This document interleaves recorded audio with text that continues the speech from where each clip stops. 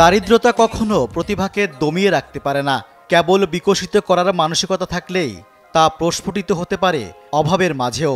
এই যেমন উত্তর কোরিয়ান তরুণ ইউ হিউক বেঁচে থাকার জন্য প্রতিনিয়ত সংগ্রাম করেও পা রেখেছেন কে পপের জগতে, যা রীতিমতো বিস্ময়কর। কিয়ংসং জেলার একটি উপকূলীয় গ্রামে জন্ম ইউ হিউকের।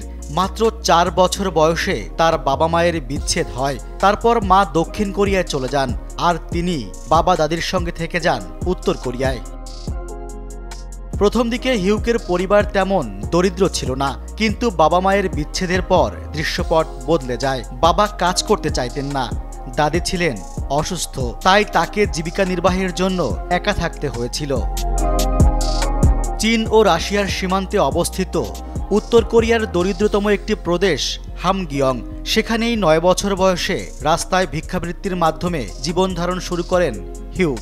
এছাড়া সৈন্যদের জন্য ছোটখাটো কাজের পাশাপাশি মাশরুম সংগ্রহ করে বিক্রি করতেন, এমনকি ক্ষুধার তাড়নায় খাবারও চুরি করতেন। একবার তিনি একটি আন্ডারগ্রাউন্ড স্টেশনে পড়ে থাকা লাঞ্চ বক্স চুরি করেছিলেন, যার ভেতর ছিল এক মুঠো পচা ভাত। বিবিসিকে দেয়া এক সাক্ষাৎকারে হিউক বলেন, এটি বহু উত্তর কোরিয়ানদের জন্য প্রতিদিনের জীবনযাত্রার অংশ। আমাকে বেঁচে থাকার জন্য এত যুদ্ধ করতে হয়েছে যে সেখানে স্বপ্ন দেখার কোনো জায়গা ছিল না। কিন্তু হিউক স্বপ্ন দেখেছিলেন। শৈশবে তার কাছে সঙ্গীত ছিল একটি বিলাসিতা মাত্র। কে পপ তো তিনি খুব কমই শুনেছিলেন। 2013 সালে দক্ষিণ কোরিয়ায় মায়ের কাছে চলে যান তিনি, যদিও সেজন্য কয়েক মাস সময় লেগেছিল। মায়ের আর্থিক সহায়তায় বোর্ডিং স্কুলে ভর্তি হয়েছিলেন। উচ্চ মাধ্যমিকের গণ্ডি পেরোনোর পর নিজের খরচ জোগাতে রেস্তোরাঁ ও ফ্যাক্টরিতে পার্ট টাইম কাজ করতেন তিনি। তবে 2018 সালে একটি শিক্ষা বিষয়ক টিভি অনুষ্ঠানে অংশগ্রহণ হিউকের ভাগ্য বদলে দেয়। তার অনন্য ব্যাকগ্রাউন্ড ও র্যাপ প্রতিভা সঙ্গীত প্রযোজক মিশেল চোর নজরে আসে। হিউক বলেন, প্রথম 1 বছর আমি মিশেলকে বিশ্বাস করিনি, কারণ আমি ভাবছিলাম তিনি আমাকে ঠকাচ্ছেন।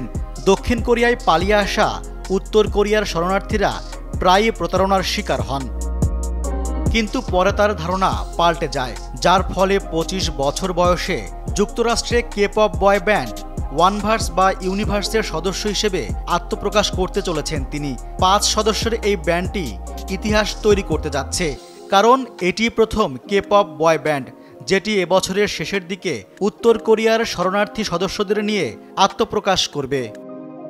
প্রতি বছর অনেক কে পপ গ্রুপ বা ব্যান্ড আত্মপ্রকাশ করে, কিন্তু সেসবের মধ্যে মাত্র কয়েকটা বেশি পরিচিতি লাভ করে, বিশেষত যেগুলো বড় লেভেলের তত্ত্বাবধানে থাকে।